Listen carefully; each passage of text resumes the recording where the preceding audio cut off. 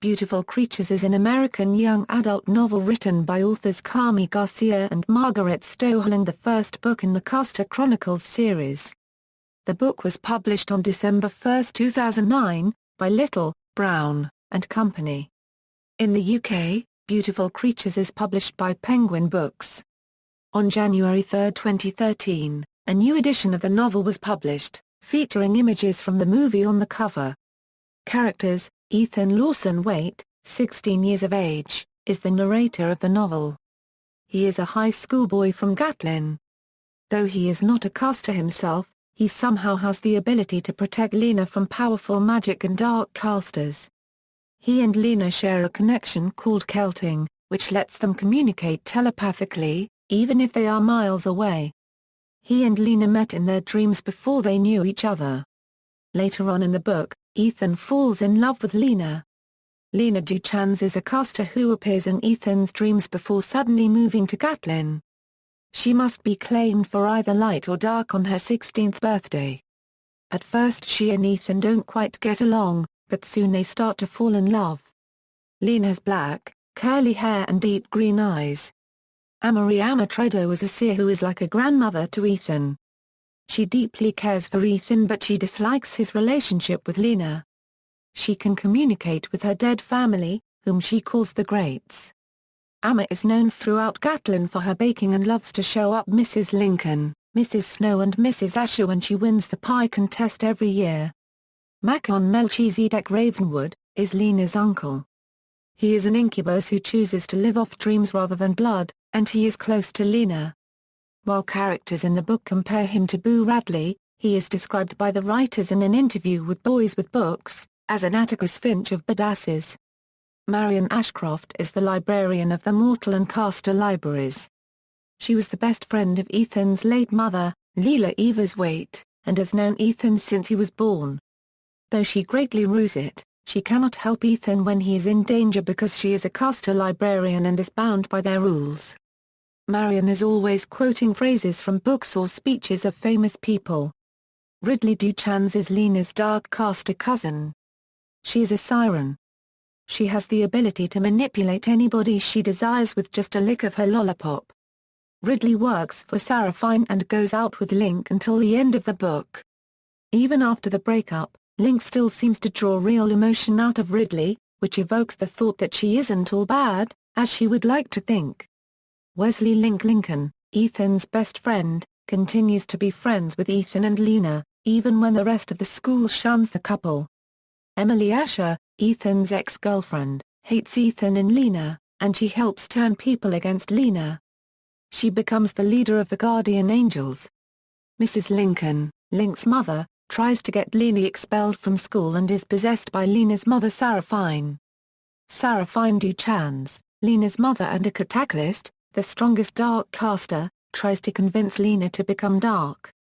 Mitchell Waite, Ethan's father, is a writer who stays in his room during the day and comes out at night, while he claims to be writing the great American novel, but is actually merely drawing scribbles on paper as a way of dealing with the loss of his wife. Aunt Delphine Duchans is Lena's caster aunt. She is a palimpsest, a term used in the Caster Chronicles to refer to one who reads time. Emmeline Duchans, also called Grandma, is Lena's caster grandmother. She is an empath, a term used in the Caster Chronicles to describe one who can duplicate others' powers for a limited time. Genevieve Duchans was the caster who caused the curse in Lena's family by trying to bring her dead fiancé copyright, Ethan Carter Waite, back to life using the Book of Moons. Ethan Carter Waite was Genevieve's fiancé copyright who died when he was shot during the Great Burning of Gatlin. Genevieve tried to bring him back to life by using the Book of Moons, which led to her turning dark. However, Ethan was only revived for a few moments before dying again. The sisters, Mercy Lynn, Prudence Jane, and Gracie Ann, are Ethan's ancient great-aunts who know all about Gatlin. Thelma is their caretaker. All of them know about the casters but only one, Prudence Jane, contributed in mapping the underground caster tunnels. Thelma is the caretaker of the sisters. She strongly resembles Dolly Parton. Reese Duchans, also called Reese the Beast, Lena's Sybil cousin who, in just one look in a person's eyes, can read every emotion that person is feeling and every thought that they are thinking. She can also see whether or not a person is lying or telling the truth. Ryan Duchans is the 10-year-old not yet claimed daughter of Aunt Dell, who can heal people. Casters call people with her gift thaumaturge. She is described as a little girl having light qualities because she has blonde hair and radiant blue eyes. Larkin Kent is the son of Aunt Dell and brother to Ridley, Reese and Ryan. He is a light caster with the gift of an illusionist and transformist, although his choice of dark or light is not revealed until later in the novel. Plot summary: 16-year-old Ethan Waite lives in Gatlin, SC, but dislikes his small town and would like to move away. He lives with his father and a housekeeper grandmother to Ethan. His mother has passed away. On the first day of his sophomore year of high school, Ethan again has a dream about falling through trees with a girl whose face he can't see. This dream has been recurring for months, and it troubles Ethan because in the dream he loves the girl he is falling with, though he does not know who she is. When Ethan wakes, he finds a new song by an unknown artist on his iPod. The song is called 16 Moons, and the lyrics seem eerie to Ethan. When he checks his music player later, the song is missing. When Ethan arrives at school, he hears about a new girl in town, Lena Duchans. Lena is ignored by most of the students because she wears long dresses and is not interested in popular pursuits like trying out for the cheerleading squad. Ethan hears Lena playing the song 16 Moons on her viola in orchestra, which unsettles him. Ethan drives away from school to clear his mind, and he hears 16 Moons playing over his car radio. As Ethan drives, he nearly runs over Lena. When he stops his car, he suddenly realizes that Lena is the girl who appears in his nightmares. Lena accepts a ride home from Ethan, which marks the start of their friendship. In English class the next day, Ethan begins to hear Lena communicating with him telepathically. The girls in class insult Lena's reclusive uncle, Macon Ravenwood, and Lena's anger affects the classroom, shattering the glass in the windows. Lena runs home to Ravenwood Manor, and Ethan follows her. Lena is crying in a garden full of lemon trees, and she begins to talk with Ethan. She says that sometimes unexplainable things happen around her. Suddenly, Ethan touches an old locket that is sitting on the ground, and he begins to see a vision of the past. In the vision, a girl named Genevieve is watching her mother's plantation, Greenbrier, burn down. This happens during the time period surrounding the Civil War. Lena is interested in Ethan's vision, but she cryptically warns him that her life is complicated and that he should not try to interact with her again. Ethan keeps the old locket with him and asks his 3 great-aunts, known as the Sisters, about it. The Sisters tell him that the locket comes from the year when General Sherman burned every plantation in Gatlin, except for Ravenwood Manor. The Sisters identify the 2 sets of initials, which are carved into the locket, as belonging to an ancestor of Lena's Genevieve Duchans and an ancestor of Ethan's named Ethan Carter-Waite. In church, Ethan touches the locket and has another vision of Genevieve Duchans talking with her fiancé copyright, Ethan Carter-Waite. That night, Ethan has another dream of Lena slipping away from him, and he dreams he was drowning and wakes up soaking wet. After Lena misses a day of school, Ethan visits her house and meets her uncle Macon Ravenwood, a man who no one in Gatlin has seen for years. Macon does not want to give Ethan additional information about the locket, and Ethan notices that the interior of Ravenwood Manor seems to be magical, because the interior decoration can change and entire meals can appear and vanish, seemingly according to Macon's will. That night, Lena comes to Ethan's house and sneaks into his room to explain her unusual family. She says that all the people in her family are casters who have special powers. Despite this revelation, Ethan's attraction to Lena grows, and he asks her to go on a movie date with him. They hold hands at the movie theater, which sparks rumors about Ethan and Lena at their high school. Ethan soon meets Lena's older cousin Ridley, a seductively dressed and very persuasive girl. Ridley invites Ethan to the gathering, a holiday dinner held by Lena's extended family every year. Ridley reveals that in 5 months, Lena will turn 16, and on 16th birthdays, All members of the Duchans family are claimed as either light casters or dark casters. After the dinner, Ethan sits in Lena's bedroom as Lena explains that Ridley is a siren, a dark caster with the ability to persuade people to do anything she wants. Lena is afraid that she will become evil as Ridley is and be claimed as dark on her upcoming birthday. Ethan assures her that will not happen, and he kisses Lena for the first time. That night, Ethan wakes up and sees that his housekeeper, Amma, leaving the house. Ethan follows Amma to her own home, where he watches as she goes out to the swamp and meets Lena's uncle, Macon Ravenwood. Macon is upset that Amma has not stopped Ethan from meeting with Lena, as it could be dangerous for both teenagers. Amma and Macon have questions they want to ask the ghosts of Amma's relatives, whom she refers to as the Greats. The ghosts are uncommunicative, and Macon and Amma are unaware of Ethan's presence at their meeting. The next day, Lena and Ethan skip school and touch the locket again.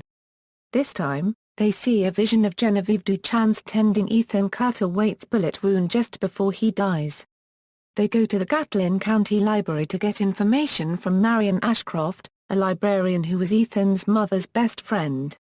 At the library, they have one more vision of Genevieve trying to bring Ethan Carter Waite back to life by using a magical text called the Book of Moons.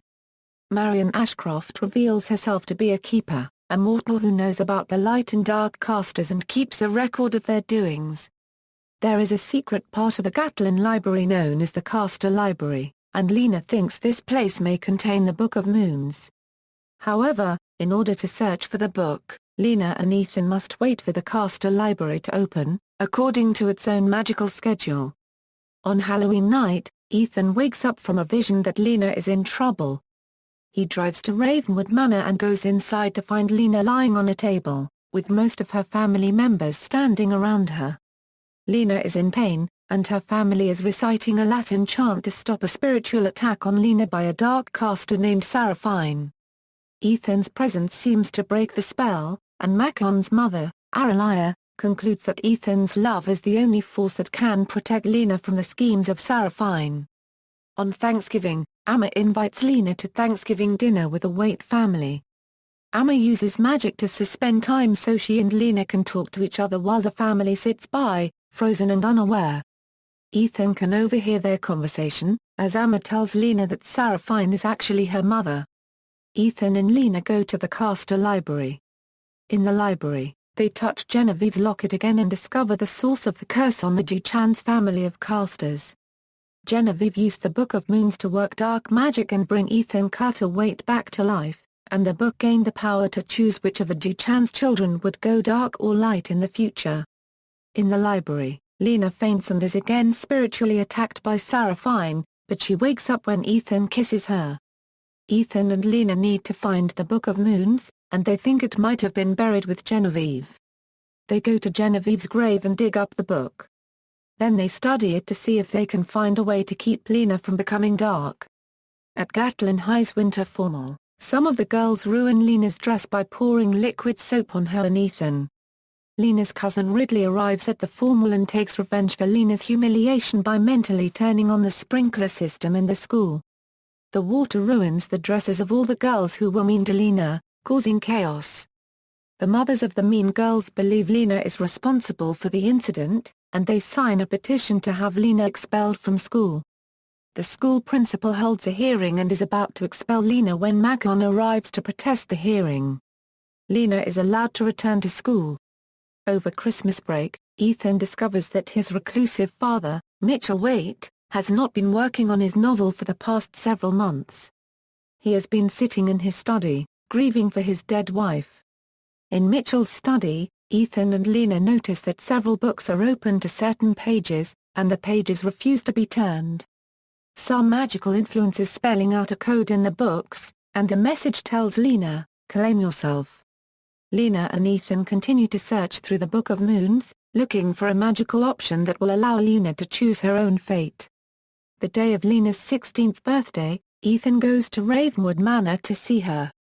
Her extended family of light casters is with her. Lena is surprised when her dark caster cousin Ridley comes to the house with Ethan's best friend, Link, and several other students from the high school. Ridley has put a verbal spell on the students who used to be mean to Lena so that they will treat her nicely on her birthday. Other students are setting up a big party for Lena in the field outside of Ravenwood. Macon forbids Lena to attend the party because of the potential dangers, but Lena sneaks out to enjoy the festivities anyway. Lena and Ethan dance together and finally say that they love each other. Ethan has to leave the party when he hears that his father, Mitchell, is standing on the balcony of a local museum, and appears as if he is going to jump. Ridley has nearly persuaded Mitchell to take his own life, but Link convinces her to release Mitchell from her spell. Ridley reveals that this was a plot to lure Ethan away from Lena, since his love is her main protection from Sarah Fine. Ethan and Link head back to Ravenwood Manor and meet Link's mother, Mrs. Lincoln, on the way. Ethan discovers that the woman is not Mrs. Lincoln, but the dark caster Sarah Fine in disguise. Sarah Fine tells Lena that she will be able to claim her own self for the dark or light at midnight. Lena's choice is a complicated one. If she chooses to go dark, all the light casters in her family will die, but she would be able to have a physical relationship with Ethan, something that was barred to them. If she chooses to go light, all the dark casters in her family will die, including Uncle Macon.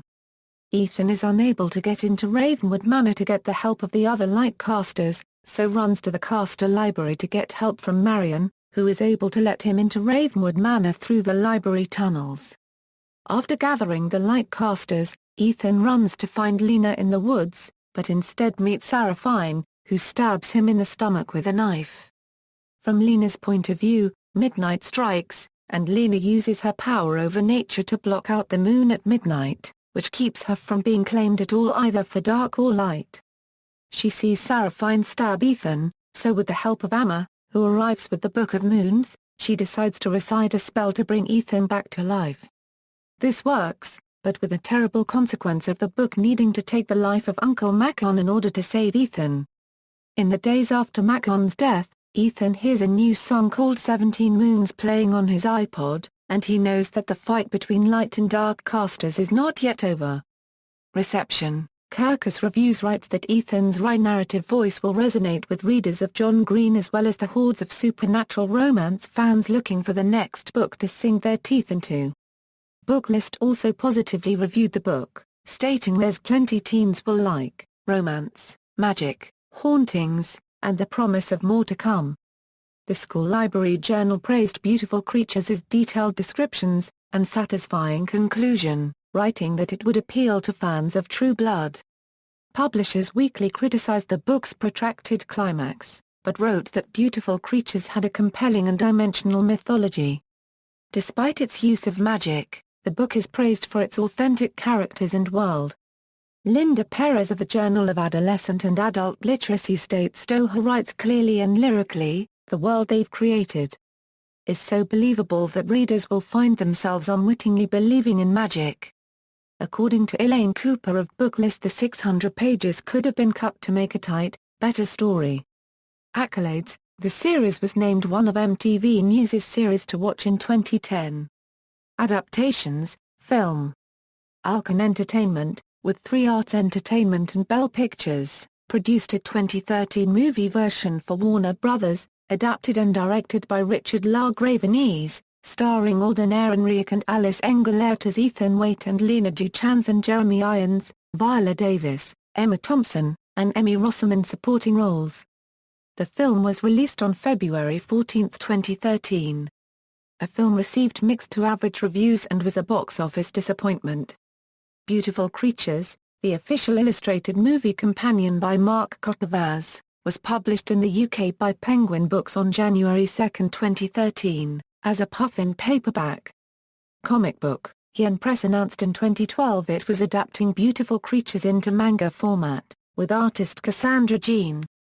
Sequels. Beautiful Creatures was signed by Little, Brown, and Company for a 4-book series, the Caster Chronicles, with the follow-up books titled, Beautiful Darkness, Book 2 published October 12, 2010, Beautiful Chaos, Book 3 published October 18, 2011, Beautiful Redemption, Book 4 published October 23, 2012, Bibliography, Garcia, Carmi.